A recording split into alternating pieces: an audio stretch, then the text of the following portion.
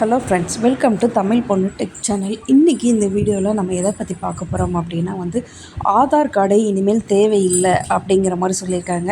அது என்ன அப்படிங்கிற ஃபுல் விவரம் தான் இந்த வீடியோவில் பார்க்க போகிறோம். வீடியோவை ஸ்கிப் பண்ணாமல் பாருங்கள். எல்லாருமே தம்ப்லைனில் பார்த்துட்டு சரி ஆதார் கார்டு தேவையில்லை அப்படின்னு நினச்சிடாதீங்க. பட் ஆதார் கார்டு தேவை தான். அது எங்கே தேவையில்லை, எதனால தேவையில்லை அப்படிங்கிறத பற்றி தான் நம்ம இந்த வீடியோவில் முழுசாக பார்க்க போகிறோம். ஸோ வீடியோவை ஸ்கிப் பண்ணாமல் பாருங்கள்.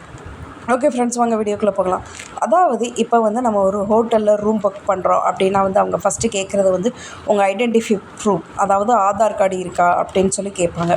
ஸோ நீங்களும் உங்களுடைய ஆதார் கார்டை கொடுப்பீங்க. ஓகேயா, இதுதான் நடக்கும். அதே மாதிரி நம்ம டிடிஆர் செக் பண்ணுறப்ப, அதுக்கப்புறம் நம்ம ஃப்ளைட்டில் செக்இன் பண்ணும்போது இந்த மாதிரி நிறையா இடத்துல உங்களுடைய ஆதார் கார்டு ஐடென்டிஃபை ப்ரூஃபாக கேட்பாங்க.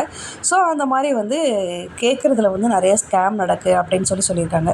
ஸோ அதை ஓவர் கம் பண்ணுறதுக்காக தான் இந்த மாதிரி ஒரு ப்ராசஸ் கொண்டு வந்திருக்காங்க. அதாவது என்ன அப்படின்னா நீங்கள் உங்களுடைய ஃபிசிக்கல் ஆதார் கார்டு இல்லைன்னா ஃபிசிக்கல் ஃபோட்டோ காப்பி, அதாவது ஆதார் கார்டுடைய ஜெராக்ஸ், இந்த மாதிரி எந்த ப்ரூஃப்மே நீங்கள் அவங்கக்கிட்ட கொடுக்க வேண்டிய அவசியம் கிடையாது. அப்படி கேட்டாலும் அது ஒரு பிரச்சனை அப்படிங்கிற மாதிரி உங்களுக்கு தெளிவாக சொல்லியிருக்காங்க. ஓகே, இது மாதிரி எனக்கு நான் பண்ணலை. அப்போனா நான் என்ன பண்ணணும் அப்படின்னா என்ன சொல்லியிருக்காங்க அப்படின்னா ஒரு QR கோடு அப்படின்னு சொல்லி ஒன்று கொடுப்பாங்க. ஓகேயா, அந்த QR கோடை நீங்கள் ஸ்கேன் பண்ணி உங்களுடைய ஃபோட்டோ, அதாவது உங்களுடைய ஃபேஸை நீங்கள் அதில் கேப்சர் பண்ணிங்க. இந்த மாதிரி கேப்சர் பண்ணிங்க அப்படின்னா உங்களுடைய ஃபுல் டீட்டெயில்ஸுமே அவங்களுக்கு தெரிஞ்சிடும். ஸோ இது மூலியமாகவே உங்களுடைய டீட்டெயில்ஸ் போகும். நீங்கள் உங்களுடைய ஆதார் கார்டையோ இல்லை ஆதார் கார்டோடைய ஜெராக்ஸையோ நீங்கள் அவங்களுக்கு சப்மிட் பண்ணணும் அப்படிங்கிற ஒரு அவசியம் இல்லை அப்படின்னு சொல்லியிருக்காங்க. காட்டணுங்கிற அவசியமும் கிடையாது அப்படின்னு சொல்லியிருக்காங்க. ஸோ இதை நான் எப்படி ஸ்கேன் பண்ணலாம் அப்படின்னா எல்லாருக்குமே தெரியும். இப்போ ஆன்லைனில் KYC வெரிஃபிகேஷன் நிறையவே நடக்குது. ஓகேயா, இப்போ நீங்கள் ஒரு எக்ஸாம் எழுத போகிறீங்க அப்படின்னா ஐடி சென்டரில் எக்ஸாம் எழுத போகிறீங்க. நீங்கள் நான் ஒர்க் ஃப்ரம் ஹோம் எழுதுறீங்க அப்படின்னா ஃபஸ்ட்டு நீங்கள் தானா அப்படின்னு சொல்லிட்டு ஒரு டேட்டா எடுக்கிறதுக்காக உங்களுடைய ஃபேஸை அது ஸ்கேன் பண்ணும் இல்லையா? அது மாதிரி தான் ஜஸ்ட்டு ஸ்கேன் பண்ணால் போதும்.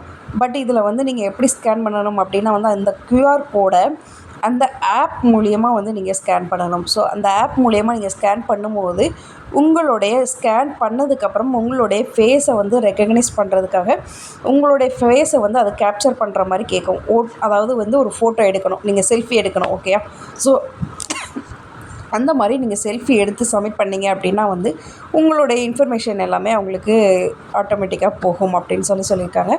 ஸோ இதில் நீங்கள் என்னென்ன டேட்டாவை ஷேர் பண்ணணும், என்னென்ன டேட்டாவை ஷேர் பண்ணக்கூடாது, இந்த மாதிரிலாம் நிறையா பாஸ்வேர்ட் போட்டு வச்சுக்கலாம். இந்த மாதிரிலாம் நிறையா ஆப்ஷன்ஸ் கொடுத்துருக்காங்க.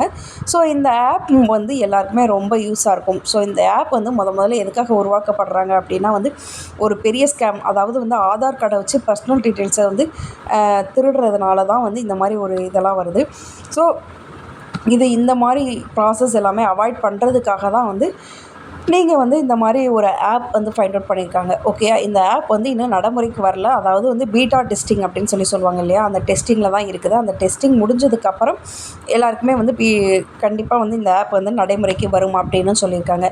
ஸோ இப்போ இனிமேல் நீங்கள் ஆதார் கார்டு எடுத்துகிட்டு போகணும், ஆதார் கார்டு எடுத்துகிட்டு போனால் தான் இங்கே நான் ப்ரூஃப் காட்ட முடியும் அப்படிங்கிற இந்த ஒரு பதட்டமும் கிடையாது. அதே மாதிரி ஆதார் கார்டு ஜெராக்ஸ் எதுவுமே தேவையில்லை. உங்களுக்கு இந்த மாதிரி ஒரு ஆப் உங்கள் ஃபோனில் நீங்கள் டவுன்லோட் பண்ணி வச்சுருந்தாலே போதும். ஓகே, இந்த ஆப் கூடிய விரைவில் வெளியிடுறதா சொல்லியிருக்காங்க. இப்போ இந்த ஆப் இல்லை.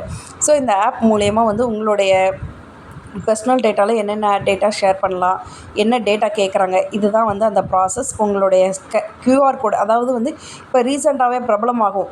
நீங்கள் ஒரு மேரேஜுக்கு போயிருந்தீங்க அப்படின்னா ஒரு QR கோடு இருக்கும். அந்த QR கோடை ஸ்கேன் பண்ணி உங்களுடைய ஃபோட்டோவை நீங்கள் கேப்சர் பண்ணி அதில் என்ட்ரி பண்ணிங்க அப்படின்னா உங்களுடைய ஃபோட்டோஸ் எங்கெல்லாம் இருக்கோ அதெல்லாம் உங்களுக்கு மொபைலில் வந்துடும். ஓகேயா, இதே மாதிரி தாங்க பேசிக் ஸ்டெப்பு. நீங்கள் உங்களுடைய KYC ஷேர் பண்ணுறது, இதுக்கெலாம் நீங்கள் செல்ஃப் KYC, இதுக்கெலாம் நீங்கள் ஃபோட்டோலாம் எடுப்பீங்க. அதே மாதிரி தான் ப்ராசஸ், வேறு எந்த ப்ராசஸுமே இல்லை. பட் நீங்கள் அந்த ஆப் மூலியமாக பண்ணணும், அது மட்டும்தான், வேறு எந்த ஒரு டிஃப்ரெண்ட்டுமே இல்லை. ஓகே ஃப்ரெண்ட்ஸ், இந்த வீடியோ உங்களுக்கு எல்லாருக்குமே ரொம்ப யூஸ்ஃபுல்லாக இருக்குன்னு நினைக்கிறேன். எல்லோரும் தெரிஞ்சுக்கோங்க, ஆதார் கார்டு தேவையில்லைன்னு நினைக்காதீங்க. ஆதார் கார்டு தேவை. பட் இந்த மாதிரி வெரிஃபிகேஷனுக்கு நீங்கள் அந்த ஆதார் கார்டை எடுத்துகிட்டு போகணுங்கிற அவசியம் இல்லை. அதே மாதிரி ஆதார் கார்டு ஜெராக்ஸையும் நான் கொடுக்கணும்னு அவசியம் இல்லை. அதை முதல்ல தெரிஞ்சுக்கோங்க. ஸோ எல்லாருமே அதை யோசிச்சுக்கோங்க. ஓகே ஃப்ரெண்ட்ஸ், இந்த வீடியோ ரொம்பவே யூஸ்ஃபுல்லாக இருக்குன்னு நினைக்கிறேன். நெக்ஸ்ட் ஒரு வீடியோவில் மீட் பண்ணலாம். Thank you, by.